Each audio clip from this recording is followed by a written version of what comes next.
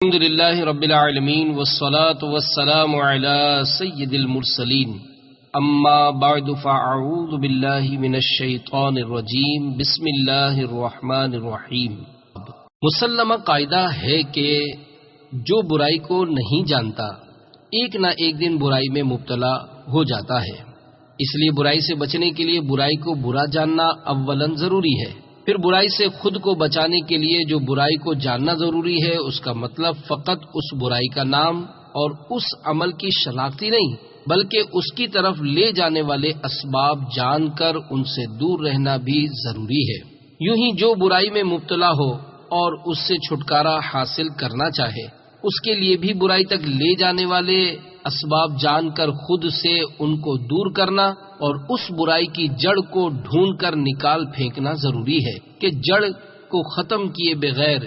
برائی کے خاتمے کی کوشش کرنا دین و دانش دونوں کے اعتبار سے غیر مفید ثابت ہوتی ہے۔ اس لیے اولاً فطری کمزوریوں اور برائی کی طرف کھینچنے والے اسباب کی نشاندہی کی ہے، اسے ضرور توجہ سے پڑھ لیجئے۔ صرف ایک اسی مسئلے میں نہیں، انشاءاللہ تعالی زندگی بھر بہت سے گناہوں اور خرابیوں سے بچنے کا صحیح طور پر ذہن بنے گا، اور اللہ عز و جل نے چاہا تو بچنا آسان بھی ہو جائے گا۔ لہذا اس ابتدائی تمہیدی مقدمے کو غیر اہم نہ سمجھیں، اپنی دنیا اور آخرت کی بھلائی کے لیے اسے ضرور ذہن نشین کریں۔ اس کے بعد قرآن و حدیث کی روشنی میں خاص طور پر ویلنٹائن ڈے منانے کا شرعی حکم بیان کیا جائے گا۔ انسان چونکہ فطرتاً جلد باز اور جدت پسند ہوتا ہے، اگر اپنی عقل سے احکام شریعت کو سمجھ کر اس کے دائرے میں زندگی بسر نہ کرے تو یہ دو عادتیں اسے قدم قدم پر برائی میں مبتلا کرتی رہتی ہیں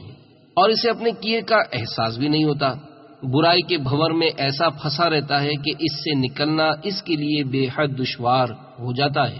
پھر ایک فطری عادت چونکہ مل جل کر زندگی بسر کرنے کی بھی اس میں موجود ہے، اس لیے دوسروں کے ساتھ رہنا بھی اس کے لیے ضروری ہے، اور دنیا میں چونکہ مسلمانوں کے علاوہ کافر بھی بستے ہیں اور بڑی تعداد میں بستے ہیں، اور مسلمانوں میں بھی نیک بھی اور نافرمان بھی دونوں طرح کے ہوتے ہیں، اس لیے معاشرتی زندگی میں اس کو بگاڑ کے اسباب زیادہ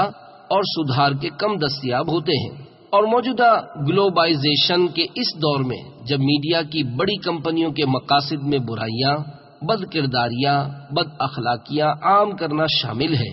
اور نفسانی لذات و شہوات کو دکھا دکھا کر لوگوں کا سکون برباد کرنا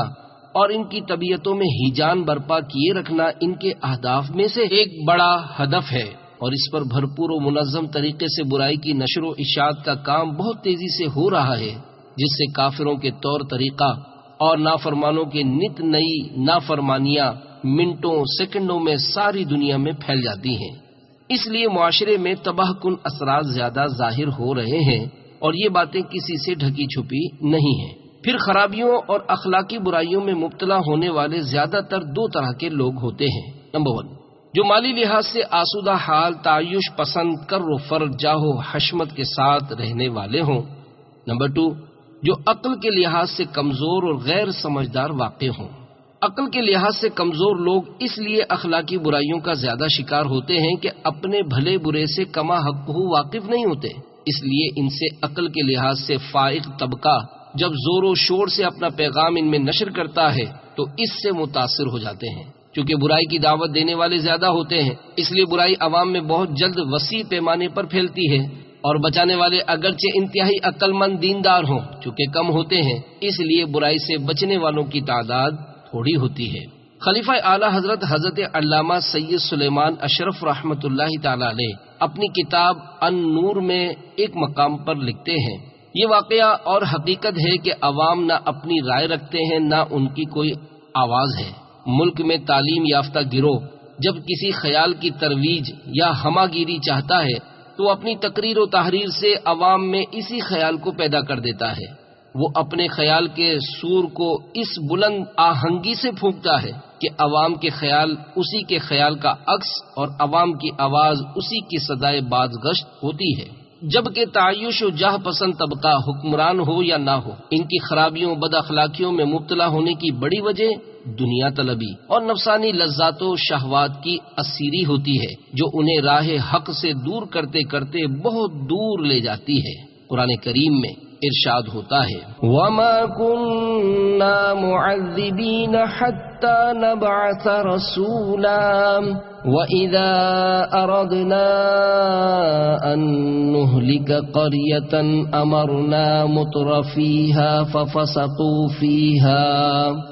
فَفَسَقُوا فِيهَا فَحَقَّ عَلَيْهَا الْقَوْلُ فَدَمَّرْنَاهَا تَدْمِيرًا۔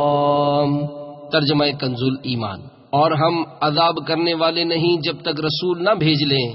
اور جب ہم کسی بستی کو ہلاک کرنا چاہتے ہیں اس کے خوشحالوں یعنی امیروں پر احکام بھیجتے ہیں، پھر وہ اس میں بے حکمی کرتے ہیں تو اس پر بات پوری ہو جاتی ہے تو ہم اسے تباہ کر کے برباد کر دیتے ہیں۔ اس آیت مبارکہ سے معلوم ہوا کہ بگاڑ و فساد اور نافرمانیوں میں مبتلا ہونے کی ایک وجہ بے حد خوشحالی اور جاہ و حشمت کے ساتھ حکمرانی بھی ہوتی ہے۔ ایسے لوگوں کی نافرمانیوں میں مبتلا ہو جانے کا خطرہ زیادہ رہتا ہے، اور عام مشاہدہ سے بھی اس کا بخوبی پتہ چلتا ہے۔ اب ایک طرف تو فطری عادتوں کی یہ صورتحال ہے، دوسری طرف مسلمان چونکہ عام انسان نہیں ہوتا بلکہ بنسبت کافروں کے حقیقی سچی انسانیت کا تاج اس کے سر پر ہوتا ہے، اس لیے کہ اللہ تعالی کے فضل و کرم سے دولت ایمان اسے نصیب ہوتی ہے، اور مسلمان ہونے کے ناطے اس کا دین و ایمان اسے جدت پسندی کے ساتھ ضروری حد تک قدامت پسند، جلد بازی کی فطری عادت کے باوجود تحمل پسند اور عقل سے کام لیتے ہوئے حدود شریعت میں رہتے ہوئے زندگی گزارنے والا، اور لوگوں سے مل جل کر رہنے کی ناگزیریت کے ساتھ برائیوں سے مجتنب رہنے اور متاثر نہ ہونے کا درس بھی دیتا ہے۔ اسی لیے مذہبی پابندیوں کے ساتھ اس کا زندگی گزارنا ضروری ہے۔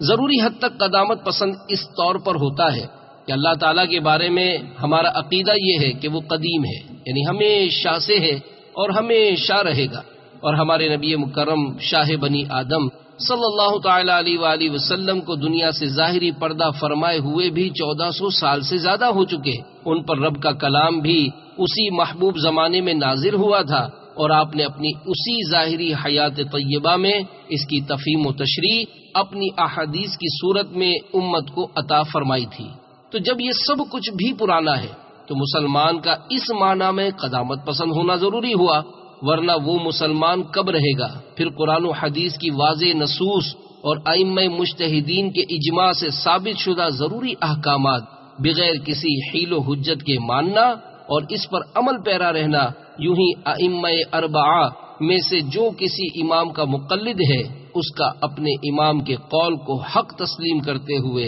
اس کے مطابق عمل کرنا سچا مسلمان ہونے کے لیے ضروری ہے۔ اور یہ سب باتیں آج کی نہیں، صدیوں پہلے ثابت و مقرر ہو چکی۔ ان میں سے کسی بات پر عمل میں کوتاہی اور رد و انکار کرنے سے نوبت فسق و فجور سے لے کر کفر و گمراہی تک پہنچتی ہے۔ اس لیے جدید دنیا میں رہنے والا مسلمان بھی اپنے ایمان اور دینی ضروری احکام کے لحاظ سے قدامت پسند ہوتا ہے، اور ایسا ہونا بھی چاہیے۔ یہ اس کی مذہبی زندگی کے لیے روح کی حیثیت رکھتا ہے۔ الغرض خدائے ذوالجلال اور اس کے بھیجے ہوئے نبی بے مثال صلی اللہ تعالی علیہ وآلہ وسلم جن کا اس نے کلمہ پڑھا ہے، ان کے فرامین میں اسے دینی محتاط زندگی گزارنے کا طریقہ کار اور اس کی حدیں چونکہ بیان کر دی گئی ہیں، اسے شترے بے مہار کی طرح من مانیوں کے لیے آزاد نہیں چھوڑا گیا۔ لہذا مسلمان اور کافر کے درمیان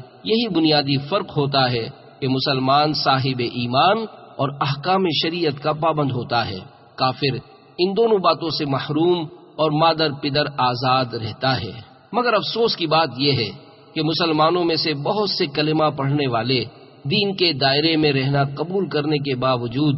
ماحول کے بگاڑ اور کافروں کی آزادیوں سے متاثر ہو کر بے عملی کا شکار ہو جاتے ہیں۔ تہواروں کے معاملے میں خوشی منانے اور اس کے اظہار کے طریقوں کو اختیار کرنے میں بھی ایسے ہی مسلمان غلطی کا شکار ہو کر شریعت کی حد پھلانگتے ہوئے گناہوں کا ارتکاب کر بیٹھتے ہیں۔ بنیادی وجہ وہی فطری کمزوریوں کو اسلامی رخ سے نہ سمجھنا اور ان کمزوریوں سے بچنے کے لیے اسلامی اخلاق و آداب، عقائد و اعمال سے دوری اختیار کیے رہنا ہوتی ہے۔ اس لیے جدت پسندی، جلد بازی، ناسمجھی، غیر ضروری میل جول اور بری صحبت کے اثرات سے وہ بچ نہیں پاتے، یا اسی طرح خوش رہنا پسند کرتے ہیں اور بچنا نہیں چاہتے۔